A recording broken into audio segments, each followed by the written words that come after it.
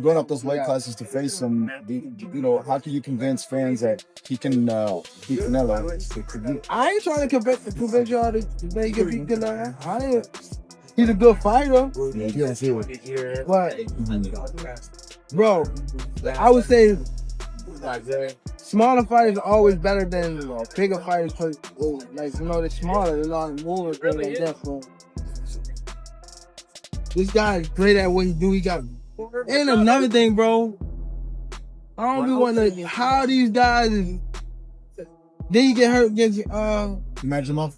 Who? There you talking about Gamboa. Talking about Gamboa. By Magimov, is that what you said? No, he got clipped by Gamboa, right? Right? How the fuck he's looking this strong over the past year? I mean, these years. He ain't been getting clipped or nothing. So now, that's that snack shit. I'm telling you. Hey, y'all land, I'm always. No, detail, open up. Yes. And that guy that a part of it, he been caught. Yeah, he went to jail for it. Talking about Victor Conti. He went to jail, right? Victor Conti. Yeah. And he the owner of the snack shit, right? Yeah. And he went to jail. Now it's like, you see Earl, I don't want to throw him under the bus, but you see Earl said some things like that, like about the people in the steroids. So yeah. He don't want to say no name, but come on, bro. Did Gervonta "Tank" Davis just reveal Terence Crawford's secret plan to beat Canelo Alvarez? If what Tank is saying is true, this fight is no longer just about skill. It's about strategy, mental games, and maybe even cheating. The super fight fans never expected Canelo Alvarez versus Terence "Bud" Crawford, two undisputed champions from very different weight classes.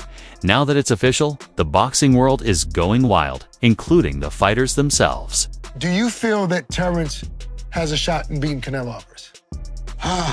That's the million-dollar question. When I watched Terence Crawford get rattled and rocked by Yorkis Gamboa, who's a natural 30-pounder, that to me is going to be a huge problem when he gets hit by Canelo.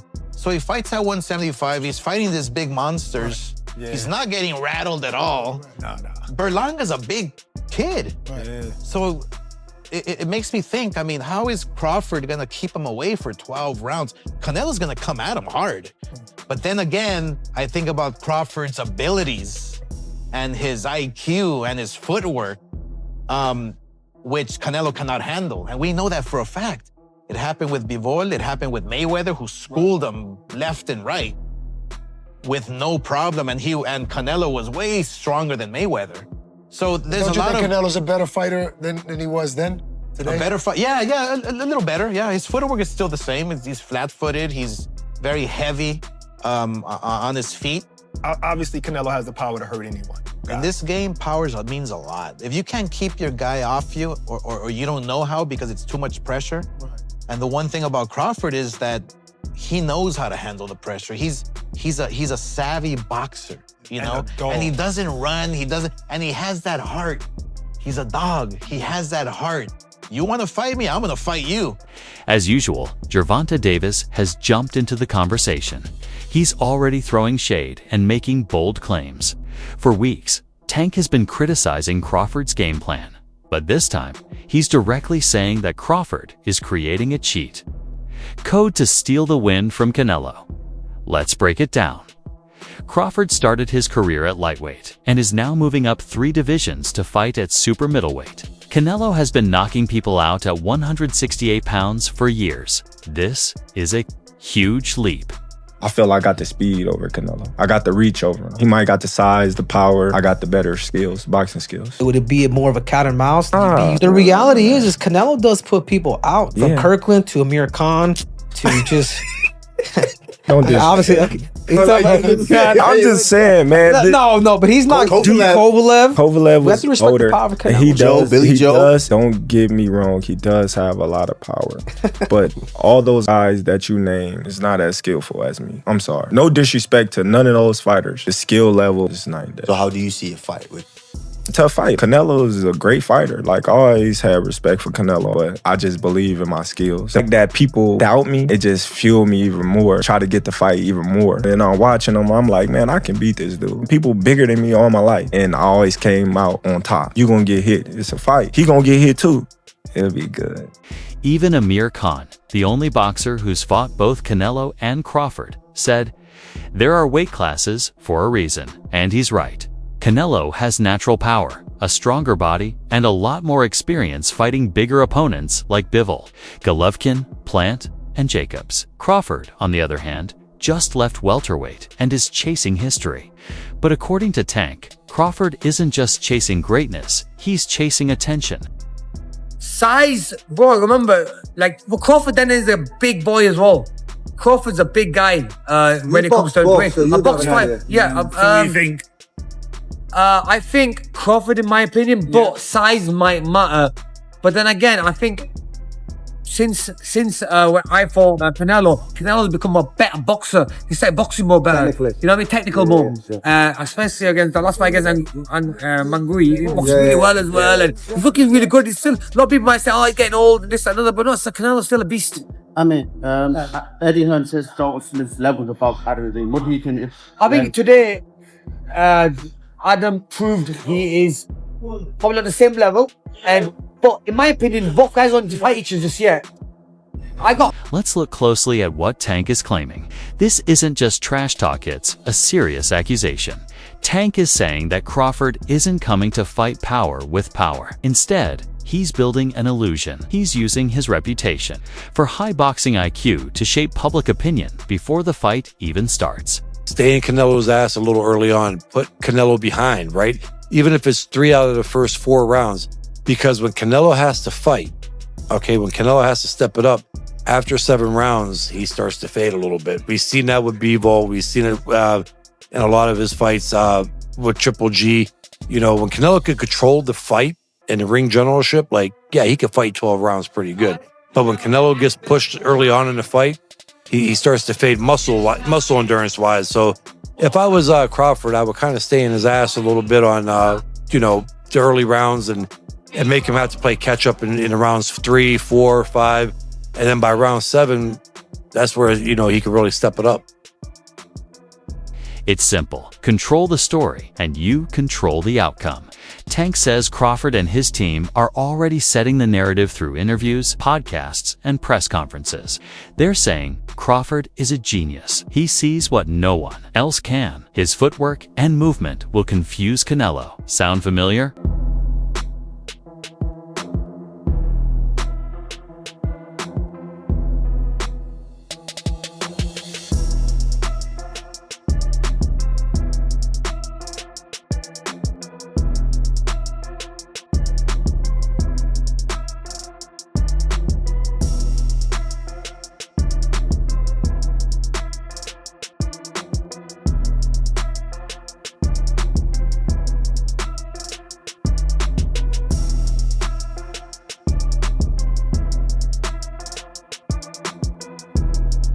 This is psychological warfare.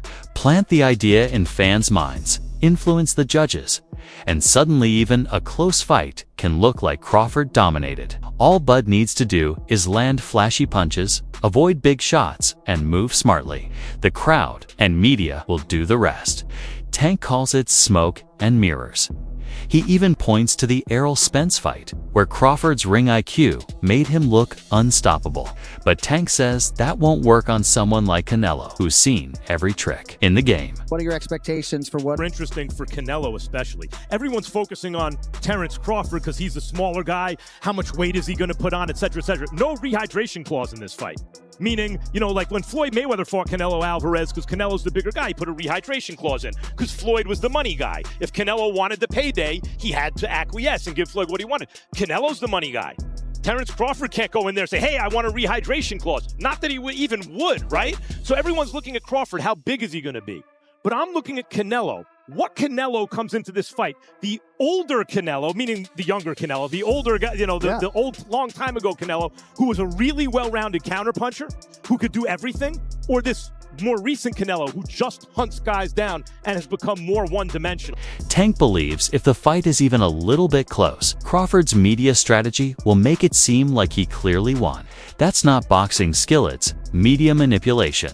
Is it smart? Sure. Bud is selling his IQ and movement like he's the next Floyd Mayweather. But is it fair? That's where Tank has a problem. He says Bud is setting up the fight so he can win the story even if he doesn't win the fight. A lot of people that say that Crawford can beat Canelo, no problem. I mean, I respect that, but I just think they're stupid. I mean, excuse my language. The size difference of a bigger man changes everything with one punch. And I can see the same thing.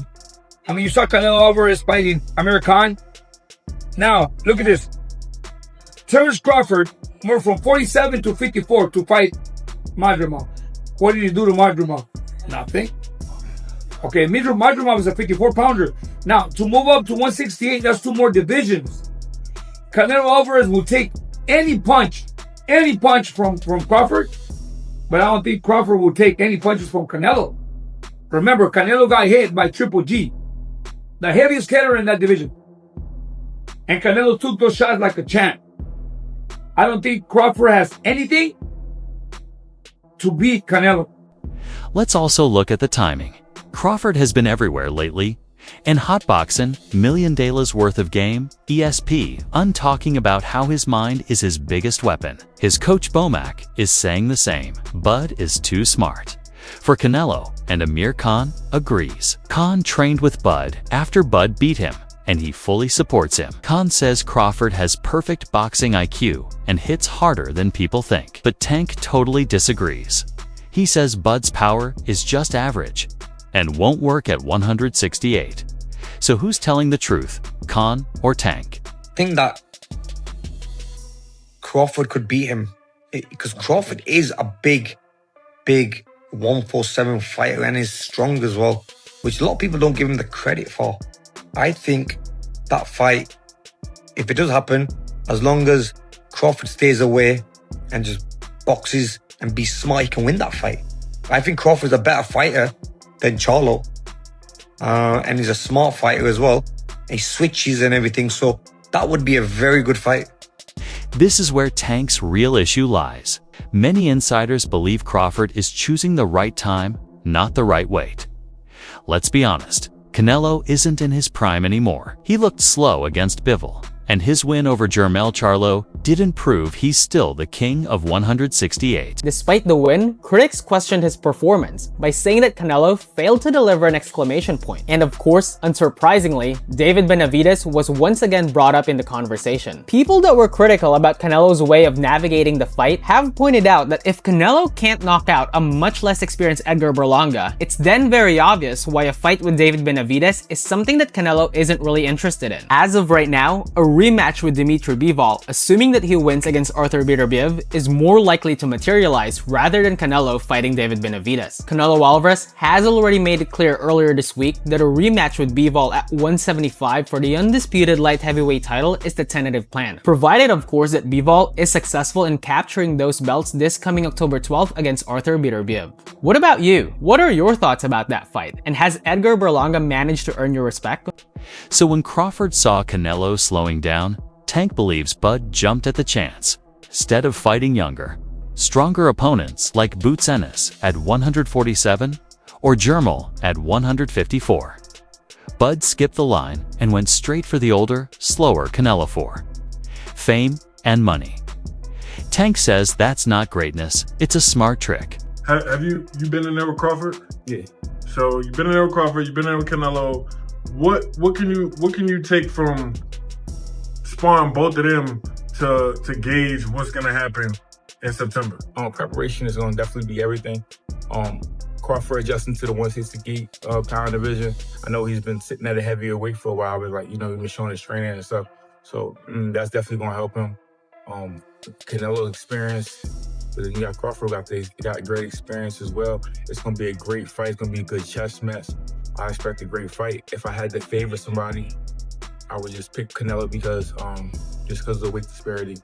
Canelo is naturally like sits really well at 168, and it's just always tough for a guy to come to 168 and come from grab that many weight classes up and do something like that. If he does it, if anybody could do it, it'll be Terence Crawford.